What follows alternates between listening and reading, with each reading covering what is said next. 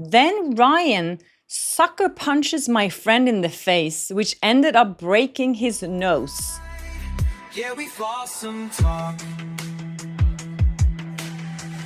Hi and welcome to Flossom Talk. I'm Shashti Floor, journalist, Hollywood truth teller, and your voice of reason in a town built on delusion. So many of you have sent me this podcast, and I've been watching it a few times now, and I have to say I'm both happy and pretty shocked at the same time. So if you don't know what I'm talking about, TMZ's big boss invited Brian Friedman onto his podcast. And Justin Baldoni's attorney took the opportunity to confront Harvey about all the false reporting that they've been up to. Also, a big thank you to everyone for supporting Rick Feddick, the photographer that I had on my show yesterday. He told the mind-blowing story of what happened to him after Blake and Ryan decided to go after him. If you missed that, you really should go and watch that. And after watching that interview, someone DM'd me on Instagram and said, you know, I have a friend who also had a violent experience with Ryan Reynolds. You won't believe what happened to this person that ended up with a broken nose. Apparently, Hollywood is in shock by Blake Lively's demand from last week. I did speak about that a few times. She's demanding $161 million in damages. And on top of that, punitive damages, which ends up being $650 million. And people in Hollywood are like, does she think she is Beyonce? And we have to talk about this crazy GQ interview with Sweeney, the one that went viral for all the wrong reasons, and the internet is going wild. And now we know the entire PR spin, the operation that happened behind the scenes of the premiere of Stranger Things last week. As you know, Millie Bobby Brown accused her co-star David Harbour of harassing and bullying her, and all of a sudden, they were best friends.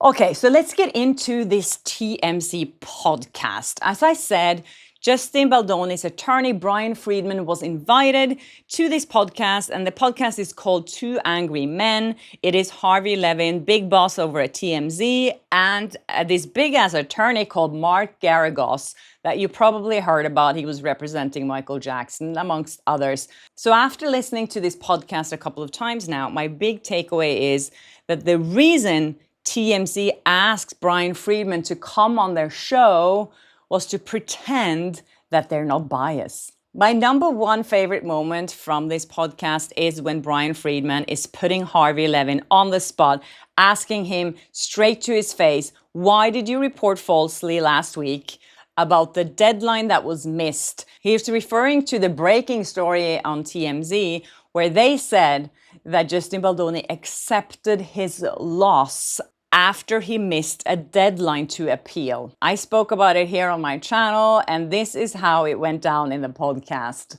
That you think mainstream media, it sounds like what you're saying is they haven't given Baldoni a fair shake. I mean, I certainly know on our side, Blake is taking lots of lumps. Yeah, I haven't seen that. I really haven't seen that. What I've seen is things misconstrued, for example, on TMZ itself. You saw, you saw it on TMZ, they said that deadlines were blown and Justin has walked away from the appeal. He's walked away from his case. He's fine with the fact that the case was dismissed. That was on TMZ. Yeah, that was not true. We messed that up. I agree with you. Look, we're not going to say something that we know is not true because it's ultimately going to get corrected. We messed that up. Well, you're definitely not going to say that you knew that it was untrue and said it. That's for sure. So Harvey's trying to pretend that he's taking some kind of responsibility here, but he never responds to how they reported on this story. Did they actually read any court documents? Because if they did, they wouldn't have reported on it this way. How did you get the story wrong about the appeal? Well, I'm not going to throw anybody under the bus in my office. So I don't want names. I just assume somebody called. I know. And here's the thing. I think it was analyzed wrong. We corrected it, right? There's no, it doesn't serve us to put a story up that we end up correcting. We screwed that up. And I Well, I just agree with you. I agree with you. you may have screwed it up actually, because what you may have done is you may have read deadline. He also claims that they corrected it. They just changed the headline and the intro of the story. They didn't put anywhere that this is a correction of a previous article. And who's going to read that old article from 48 hours ago after it's been corrected? No one. Yeah, so no good excuse there from Harvey. Also, he's saying that we haven't been biased in our reporting here, which is so ridiculous because I could count for the last 2 months, they've been reporting 3 times on fake stories. One was last week when they said that he missed a deadline, which wasn't true. Then they made a big story about this guy who jumped the fence over at Travis Kelce's home at 2 o'clock in the morning and got arrested after trying to subpoena Taylor Swift.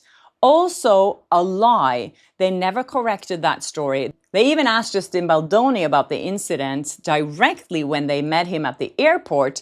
And Justin said, that's just crazy rumors.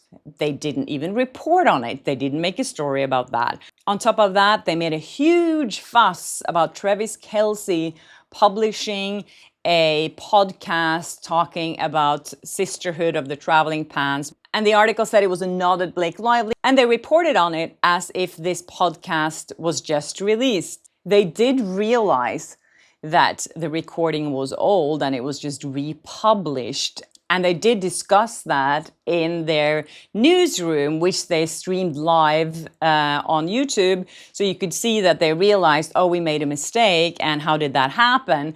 And that's why I think it's so suspicious that they're being so sloppy with their reporting when they made so many mistakes already in this case.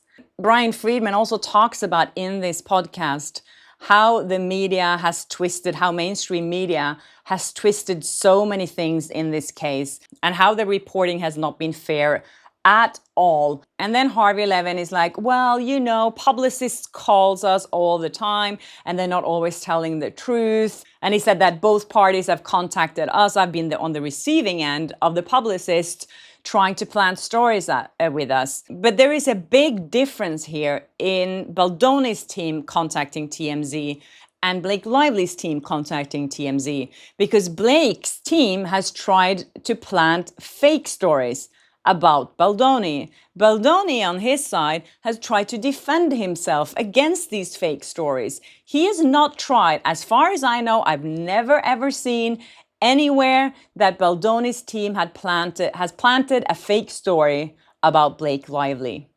We are in the position where we get contacted by publicists all over all over entertainment. And it's just been funny to me that each side has been saying, we're clean, the other side isn't. Both sides have been doing this stuff. And I know it because I've been the recipient of those phone calls. Yeah, you really should go and watch the entire podcast. It's really interesting when they also go into depth about how publicists work, how they're shopping around their stories. And Brian Friedman is asking Harvey, when a publicist is telling you something, what do you do to verify that story? And then also Harvey says that, you know, they're saying they have sources close to the person and they want us to report it on it anyway. And if we say no, they just go to someone else. Basically, he was trying to pretend that they're always checking their sources. So my question then would be, what sources did you check before you published the story of that guy jumping the fence to subpoena Taylor Swift? Because as we know, the content creators were the ones who actually found out quickly that that story was not true. TMZ and all the other outlets just referred to the reporting in Star, which is not a very reputable media outlet, but they still reported on it. They didn't have any sources for that story. So I'm not buying any of these lame excuses from TMZ for reporting falsely on this story. Brian Friedman also mentions in this podcast the power that Blake and Ryan has in the industry and amongst the players. And we already know that. And we also know that that is one of the reasons that the mainstream media have been reporting on this in a very biased way. Again, one more thing that Harvey said that really annoyed me. He was comparing this case to Johnny Depp versus Amber Heard. And he said this is a he said, she said kind of situation, which I strongly disagree with. This is nothing like that case. First of all, we have to remember that the incidents here that Blake is referring to in her CRD complaint that happened on the set, allegedly that he was S-aging her, there were a lot of people who could have witnessed that. There were a lot of people on that set at all times. There were crew members, photographers, cameramen, makeup artists. There were people everywhere. In the Johnny Depp versus Amber Heard case, things happened in their private life. This is not something that happened in someone's private life. Also, Harvey was trying to reduce this to something like, oh, if the jury hears one side of this story and the other side of the story, it's going to be just like, well, he said this and she said this, and the jury is just going to be like, oh, you're just all guilty. You both were doing that case to, you end up getting the verdict because the jury just doesn't want to give money to anybody because both people were playing the game. Yeah, it's so fascinating to me that Harvey is an attorney and also an editor of this huge news site. And this is the way that he reads this lawsuit.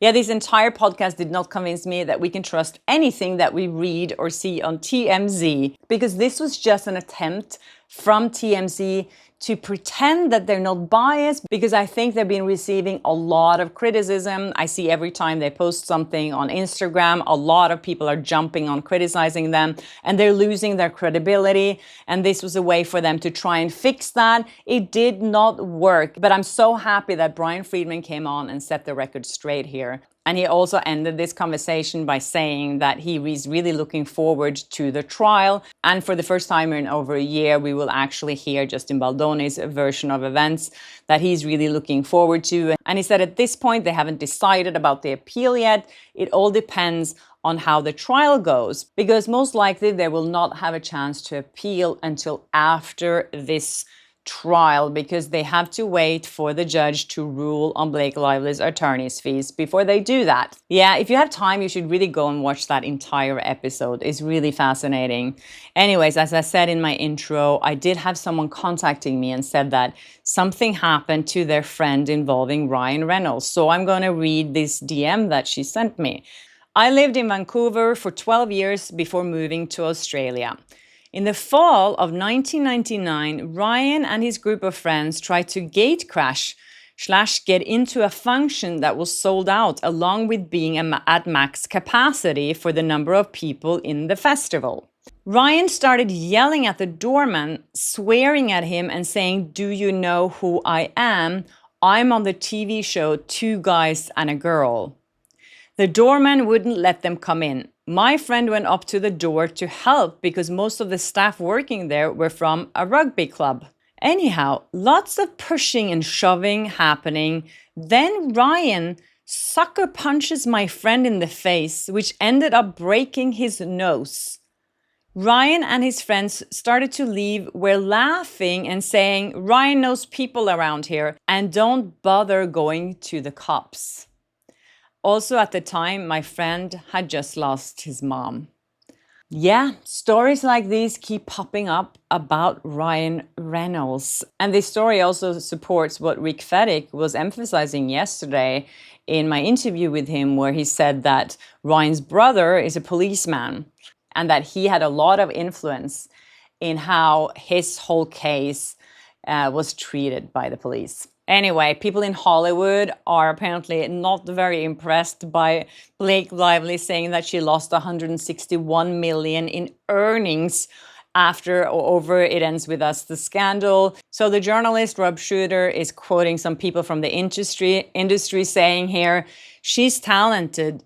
Sure," laughs one studio executive saying, "But $161 million? Blake's not pulling Marvel money. Ryan's the brand, not her.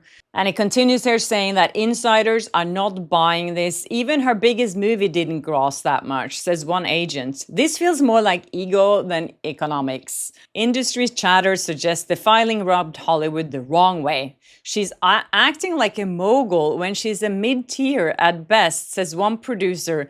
People are whispering. She thinks she's Beyonce? And then apparently a close friend of Blake-Lively is saying that she's embarrassed. This is about pride. And then apparently one rival quipped, if Blake's really worth 161 million, then I'm the next Barbie. Yeah, let's face it, she's never ever going to see any of that money.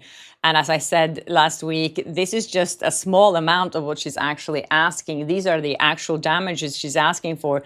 And on top of that, she's asking for triple punitive damages. So all of this ends up to be about $650 million.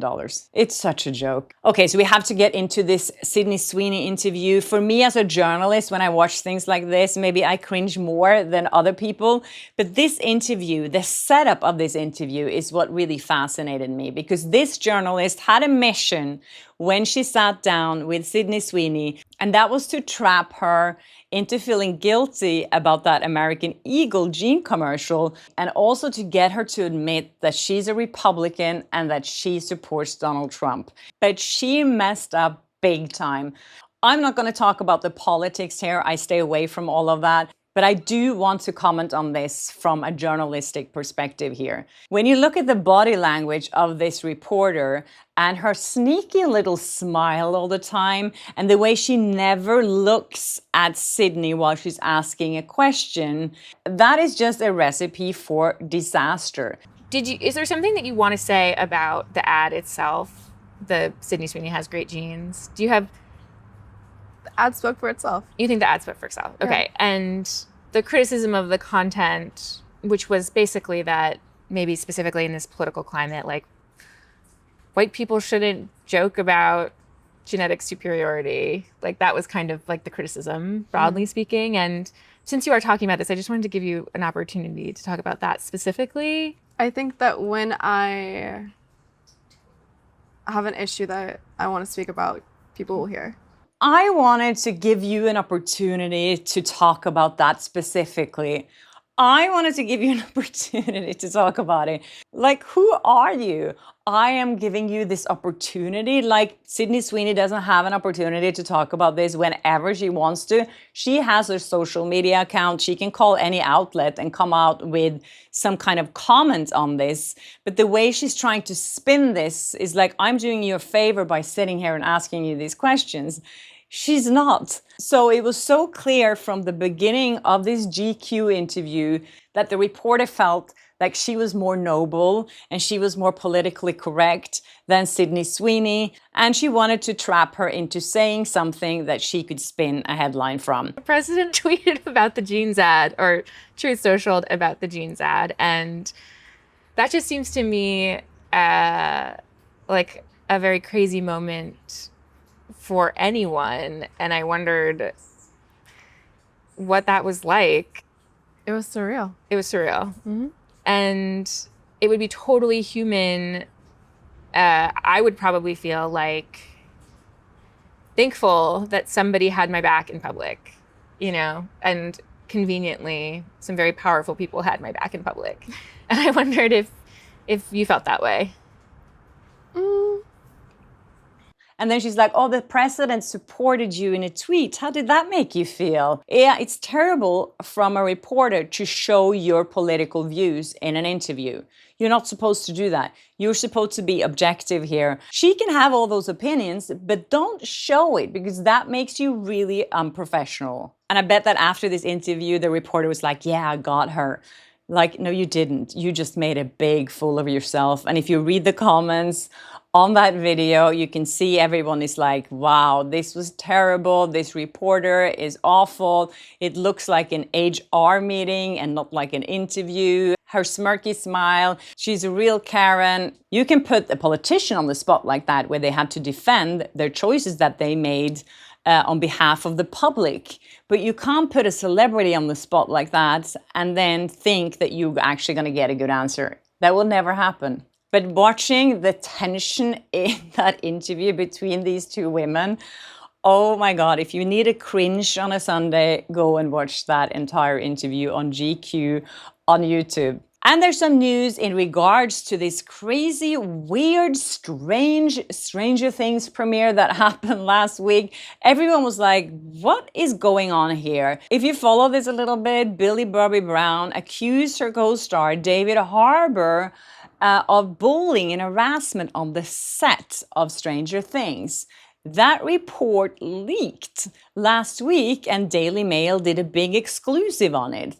And then everyone was like, ooh, what's going to happen on the premiere of Stranger Things? Because they had a big red carpet and it was shown in movie theaters. And then everyone was shocked when Millie Bobby Brown turned up on the red carpet with David Harbour, laughing and hugging and looking like the best friends ever. So according to Rob Shooter's newsletter, insiders say Netflix was running a full-blown crisis operation. It says here the premiere wasn't just a red carpet, it was a PR intervention. Brown and Harbour appeared side by side at the event, as we saw, laughing and hugging. A photo op insider said was staged. They knew one smiling image could end weeks of bad headlines, says a publicist. Pre-approved talking points, we're family. Oh my God, I've heard that so many times. Oh, and they said we were just family and it felt so safe and blah, blah, blah. Have you heard that before? Yes, so that was the talking point they were told to say. And statements from the Duffer Brothers about safe and happy. That were the words they were supposed to use in the interviews. The message was unity and closure, says the source. Netflix fears the scandal could overshadow the show's finale and derail future spin-offs. There's too much money on the line, says one executive. They had to bury it fast. Yeah, as always, money talks. Also, it says there that Millie Bobby Brown was consulted every step of the way.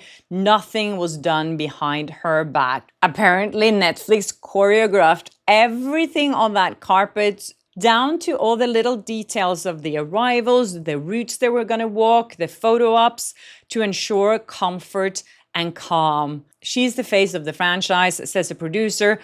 Her voice mattered.